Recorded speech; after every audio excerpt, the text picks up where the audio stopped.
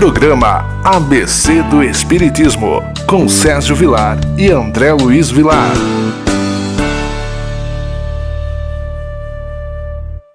Queridos amigos, mais uma vez, programa ABC do Espiritismo, sempre entrando na sua casa e hoje com um tema especialíssimo, uma página do Evangelho que é uma página introdução, que poucas pessoas falam da introdução do Evangelho segundo o Espiritismo, que eu particularmente acho algo maravilhoso. Mas antes disso, André, como vai você? Tá tudo bem? Querido Sérgio, que alegria em mais uma oportunidade aqui estarmos. Que alegria em termos o nosso telespectador, sempre fiel ao programa ABC do Espiritismo pela TV Mundo Maior. Que Deus, o nosso Pai, e Jesus, o nosso Mestre Maior, nos abençoe em mais esta oportunidade. Nós vamos ver hoje um tema que poucas vezes é comentado na retórica espírita, numa palestra pública, que é a introdução do Evangelho segundo o Espiritismo. A introdução, para nós termos uma ideia, ela é muito vasta e ela é dividida, como Kardec era um pedagogo, ela é dividida em vários capítulos, como por exemplo, quando ele nos fala a respeito da autoridade da doutrina espírita, o controle universal dos ensinamentos dos espíritos, quando ele nos fala do resumo teórico da doutrina de Platão, de Sócrates, notícias históricas. Então hoje, mediante a todas essas informações, e como não dá para vermos a introdução toda, nós elegemos resumo da doutrina de Sócrates e de Platão, quando no primeiro item Allan Kardec nos adverte. E é importante, antes de nós darmos continuidade, que o Espírito da Verdade revelou para Kardec que ele havia sido Platão. Então ele falar de Platão e falar dos ensinamentos de Sócrates era muito fácil, porque ele já trazia todo este arquivo consigo. Olha o espírito do nosso codificador. Realmente aquele bom senso, aquela intuição não foi desenvolvida de uma encarnação para outra. Então no primeiro tópico ele nos diz: o homem é uma alma encarnada. Antes de sua encarnação, ela existe junto aos modelos primordiais, as ideias do verdadeiro, do bem e do belo. Separou-se delas ao encarnar-se e, lembrando seu passado, sentem-se mais ou menos atormentada pelo desejo de a elas voltar. Não se pode enunciar mais claramente a distinção e a independência dos dois princípios, o inteligente e o material. Além disso, temos aí a doutrina da pré-existência da alma, da vaga intuição que ela conserva, da existência de outro mundo, ao qual aspira, de sua sobrevivência à morte do corpo, de sua saída do mundo espiritual para encarnar-se e da sua volta a esse mundo após a morte, e, enfim, o germe da doutrina dos anjos decaídos. É interessante que nós vamos encontrar também a ideia de que Sócrates foi o precursor do cristianismo. É interessante que Sócrates já dizia que tinha um espírito que o acompanhava, chamava de daimon, um gênio, o espírito que deu a ele uma grande base para ele estruturar a parte filosófica daquela época, já que ele era um filósofo. E nós também vamos encontrar em Sócrates o princípio daquilo que Jesus veio trazer alguns anos depois. Era um princípio básico do amor.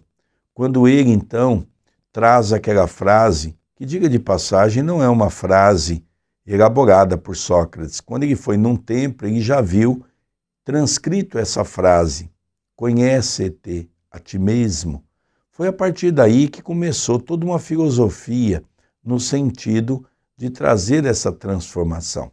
Então nós vamos ver que Sócrates, passando pela sua questão espiritual, depois vindo Jesus, que é o nosso governador espiritual, já se baseando em tudo aquilo da lei socratiana, depois nós tivemos a doutrina espírita, tudo sob o comando de Jesus, porque também nós não podemos deixar de imaginar que o próprio Jesus poderia estar trabalhando com Sócrates, porque o próprio Jesus, segundo Chico Xavier, foi quem trouxe os 10 mandamentos através do chamado escrita direta entregue a Moisés. Jesus afirmou que desde os primórdios ele está aqui conosco, é o governador espiritual do nosso planeta. Então nós vamos começando a perceber, André, a grandeza dessa evolução humana, cada coisa vindo ao seu tempo, de acordo com a nossa condição espiritual. É real, Sócrates é mais ou menos 500 anos antes da vinda do Cristo, e nós temos a oportunidade de observar no livro A Caminho da Luz, quando Emmanuel, de um modo muito sintético, narra toda a cronologia da evolução humana, do pensamento humano, das grandes raças que coabitaram e coabitam a Terra. Nós lemos numa das primeiras frases, quando ele fala de Sócrates, que Sócrates, em proporções menores, fez o que Jesus fez na sua época. É interessante que Sócrates, à feição de Jesus, não deixou nada escrito. Quem deixou escrito foi os seus discípulos, em especial Platão, que acompanhava Sócrates. Sócrates conversava e usava a metodologia de contrapergunta conforme a resposta que as pessoas davam a ele. E pelas pessoas não entenderem o grande gênio que Sócrates foi, condenaram a beber a cicuta. Então nós observamos que é interessante o dia da condenação, porque quando chega a esposa de Sócrates dizendo que amigos influentes queriam soltá-lo, ele não aceita. Não aceita, rechaça essa ideia. Se ele foi condenado, ele queria cumprir com o que a lei prescreveu contra ele. E de repente, ele vira para ela, para sua companheira, e questiona: você esperaria uma outra reação desta população? Então nós vemos que, apesar da Grécia ser um povo que trouxe grandes contribuições para nós, humanidade, mesmo eles tinham muitas dificuldades de compreender um Sócrates, a qual hoje, com o conhecimento espírita, com a familiaridade dos assuntos, nós podemos entender o que ele já havia dito há mais de 2.500 anos atrás.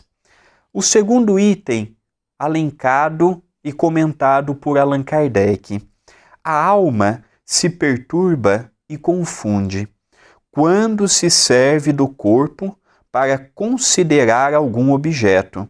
Sente vertigens como se estivesse ébria, porque se liga a coisas que são, por sua natureza, sujeitas a transformações.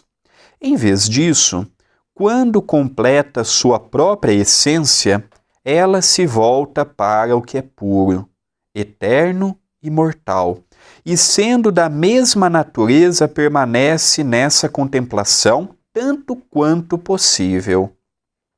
Cessam então as suas perturbações, e esse estado da alma é o que chamamos de sabedoria.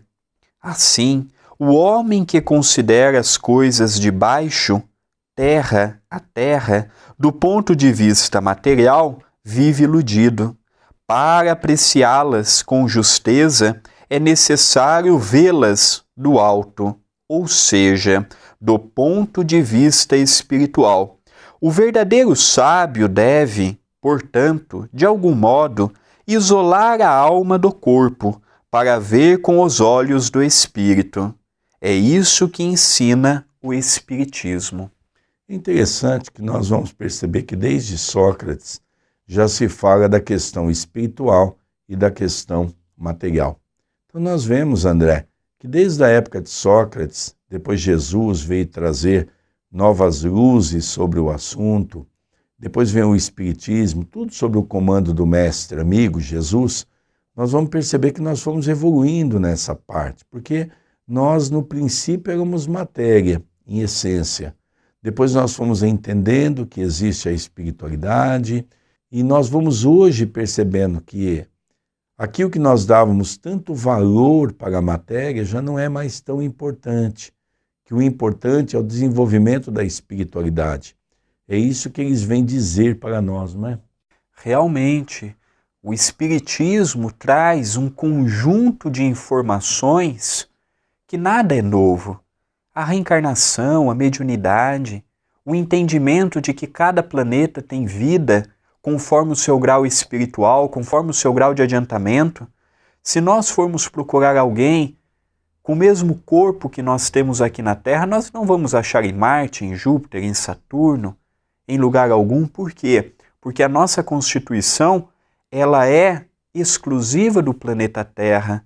Cada planeta tem a sua formação, cada planeta tem a sua constituição. Talvez aí esteja um dos grandes problemas em entendermos a vida em outros planetas, porque nós estamos sempre à procura do mesmo material humano lá fora e nós não vamos encontrar. Então nós vemos que Sócrates, conforme a linguagem da sua época, já dizia tudo o que Jesus disse, porém em outras palavras. Já dizia muitas coisas que estudamos no Espiritismo, mas com outras palavras. Os grandes iniciados no Egito Antigo já tinham a compreensão que hoje nós temos. Diga-se de passagem, a compreensão que eles tinham era muito maior da que temos hoje.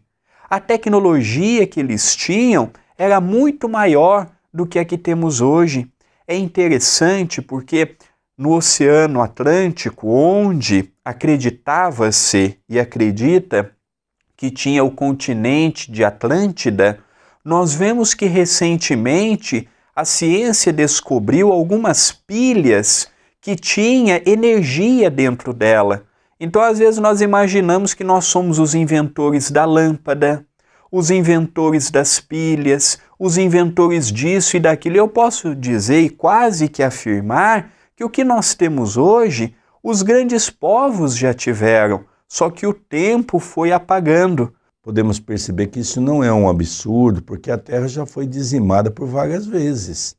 Ou seja, ficando sempre com uma população muito reduzida e sempre com as dificuldades, tendo que recomeçar novamente. Então isso não é um absurdo. Na verdade, nós vamos perceber que a Terra já passou por vários ciclos. Dentro desses ciclos, as coisas foram se modificando, não é? Para que a gente possa entender hoje a atualidade. Se tivermos uma guerra nuclear hoje, de bombas atômicas, dessas mais modernas que estão se dizendo, o que vai sobrar da Terra? É interessante relembrar, para terminar o programa, a primeira parte, quando foi perguntado para Albert Einstein como é que seria a Terceira Guerra Mundial, ele dá uma explicação fantástica.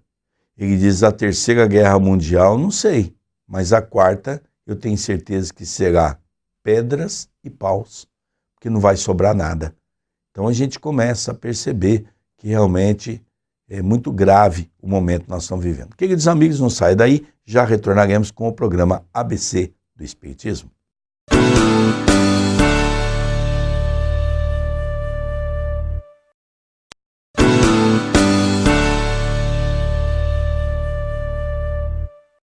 Queridos amigos, retornamos com o programa ABC do Espiritismo e hoje falando um pouquinho dessa temática tão interessante que é o Evangelho segundo o Espiritismo. Nós estamos hoje estudando o capítulo da introdução, que é uma coisa que poucas pessoas leem, porque têm o hábito de ler o Evangelho ao acaso, aprenderam assim e acham que assim é correto. Então nós estamos vendo aqui alguma coisa falando de Sócrates, do precursor do cristianismo, falando de Platão e falando de outros grandes, nobres espíritos que passaram por nós. Vamos dar continuidade então, André? Vamos sim, só relembramos que eu e o nosso querido Sérgio estudamos o livro Nosso Lar todo, do prefácio ao seu último capítulo. Então nós gostaríamos de convidá-los para acompanhar conosco o estudo do livro Nosso Lar, o estudo do livro Os Mensageiros.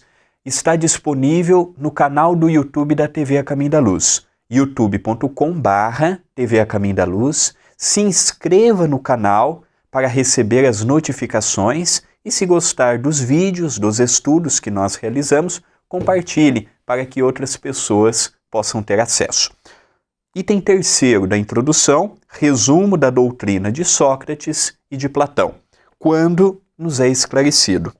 enquanto tivermos o nosso corpo e a nossa alma se encontrar mergulhada nessa corrupção, jamais possuiremos o objeto de nossos desejos, a verdade. De fato, o corpo nos oferece 1000 obstáculos, pela necessidade que temos de cuidar dele. Além disso, ele nos enche de desejos, de apetites, de temores, de 1000 quimeras e de 1000 tolices, de maneira que, com ele, é impossível sermos sábios por um instante. Mas, se nada se pode conhecer puramente, enquanto a alma está unida ao corpo, uma destas coisas se impõe, ou que jamais se conheça a verdade, ou que se conheça após a morte. Livres da loucura do corpo, então conversaremos. É de esperar-se com homens igualmente livres e conhecermos por nós mesmos a essência das coisas. Eis porque os verdadeiros filósofos se preparam para morrer, e a morte não lhes parece de maneira alguma temível. Temos aí o princípio das faculdades da alma, obscurecidas pela mediação dos órgãos corporais e da expansão dessas faculdades depois da morte. Mas trata-se aqui das almas evoluídas, já depuradas. Não acontece o mesmo com as almas impuras. É interessante analisarmos dessa maneira, porque já em 1863 para 1864, quando houve as publicações do Evangelho segundo o Espiritismo, nós vamos encontrar esse tema dentro de uma forma muito interessante. Já se passaram mais de 150 anos e nós, na verdade, estamos exatamente como diz Allan Kardec, sob a inspiração dos benfeitores espirituais, a corrupção.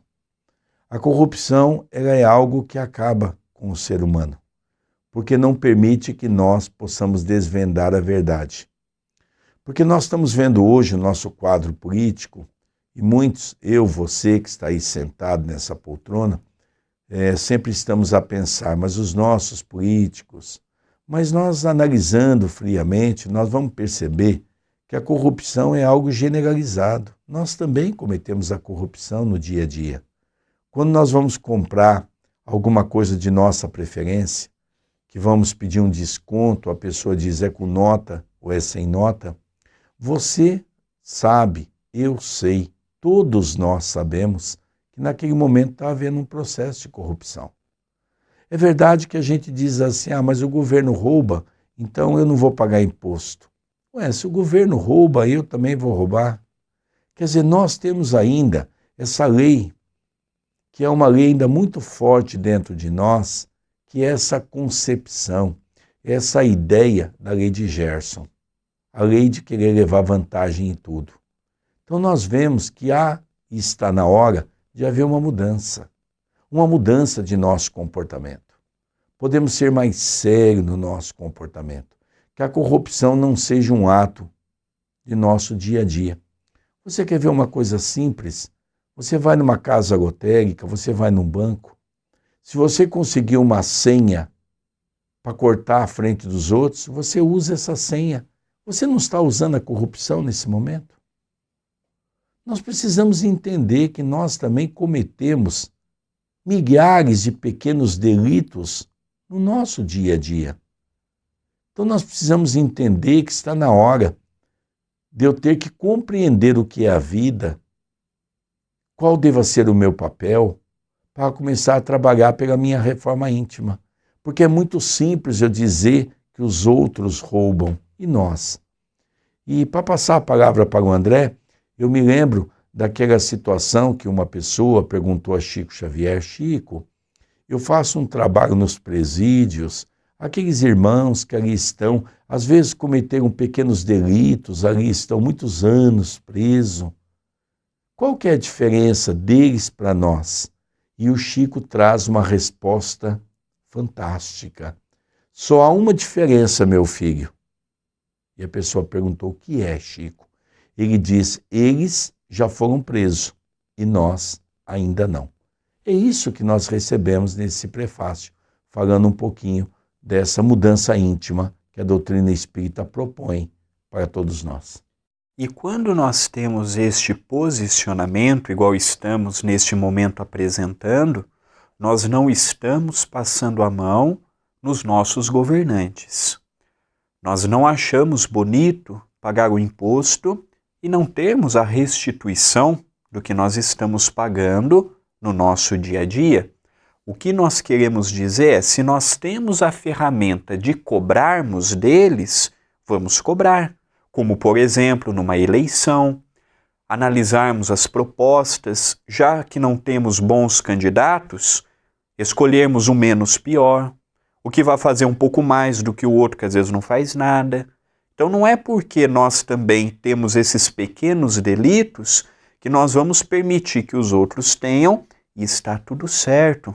Então que nós possamos tentar coibir em nós esses pequenos delitos que não trazemos de hoje, é muito difícil, porque às vezes nós vemos a facilidade e às vezes não temos aquela força suficiente para não deixarmos ser atraídos por aquela facilidade, mas também procurarmos ter uma nação cada vez mais justa, mais igualitária, porque nós todos aqui estamos para contribuirmos também com o meio que Deus permitiu que estivéssemos. Então, ajudar a fazer do Brasil a concretização do que Jesus nos propôs. E muito bem descrito por Humberto de Campos através de Chico Xavier. Brasil, coração do mundo, pátria do Evangelho. Que nós somos o maior país cristão do mundo, isso é uma verdade, no contingente de católicos, protestantes, espíritas, umbandistas, e por aí afora. Mas chegou também o momento de colocarmos em prática o que nós estamos aprendendo dentro de um centro espírita, dentro de uma tenda de umbanda, dentro de uma igreja evangélica, dentro de uma igreja católica. São vários itens que compõem este resumo, mas nós elegemos agora o de número 7 para o nosso comentário, quando Kardec nos diz: a preocupação constante do filósofo, tal como o compreendem Sócrates e Platão, é a de ter o maior cuidado com a alma, menos em vista desta vida, que é apenas um instante, do que em vista da eternidade. Se a alma é imortal, não é sábio viver com vistas à eternidade? E encerra quando nos diz: o cristianismo e o espiritismo ensinam a mesma coisa. Quando nós falamos a palavra alma, nós estamos falando, logicamente, de um espírito encarnado. E Kardec vem nos fazer relembrar que quando se estuda a obra socratiana, sua vida, nós entendemos que ele dava um valor muito grande para a alma, ou seja, para o espírito encarnado. Porque é exatamente na roupagem física que o espírito tem a oportunidade da busca da sua evolução. É na roupagem física que todos nós aqui nos encontramos exatamente para tirar de dentro de nós, como nos ensinou Jesus, a figura daquele homem velho, para institucionalizar dentro de nós a figura do homem novo. Olha que interessante, André. Já o espírito liberto no campo do bem e da sua reforma íntima. E aqui ele convida a entendermos a palavra eternidade.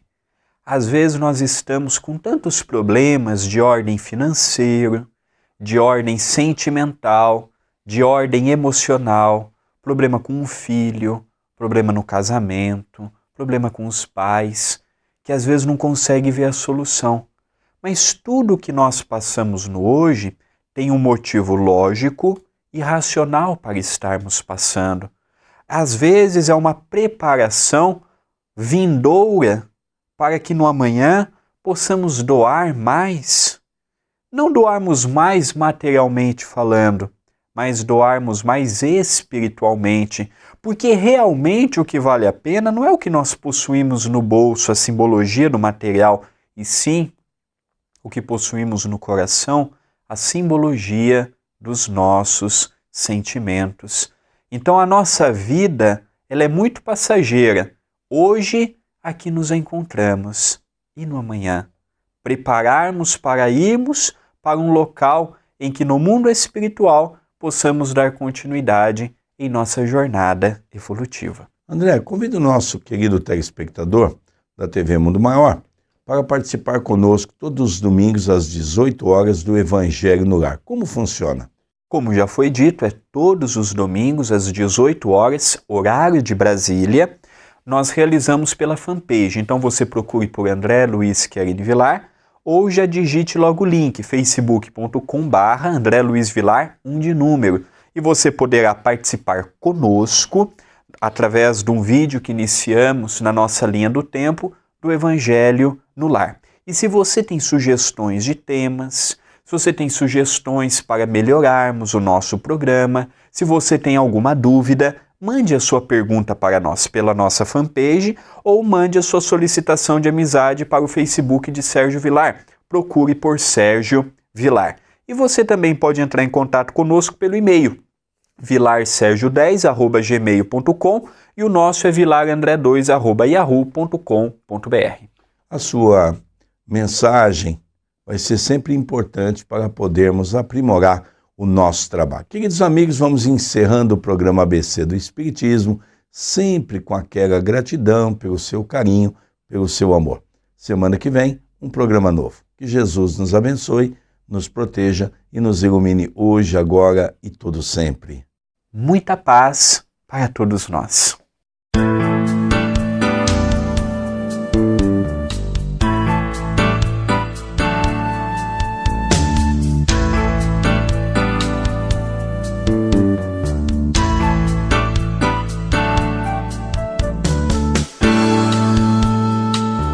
Você assistiu o programa ABC do Espiritismo, com Sérgio Vilar e André Luiz Vilar.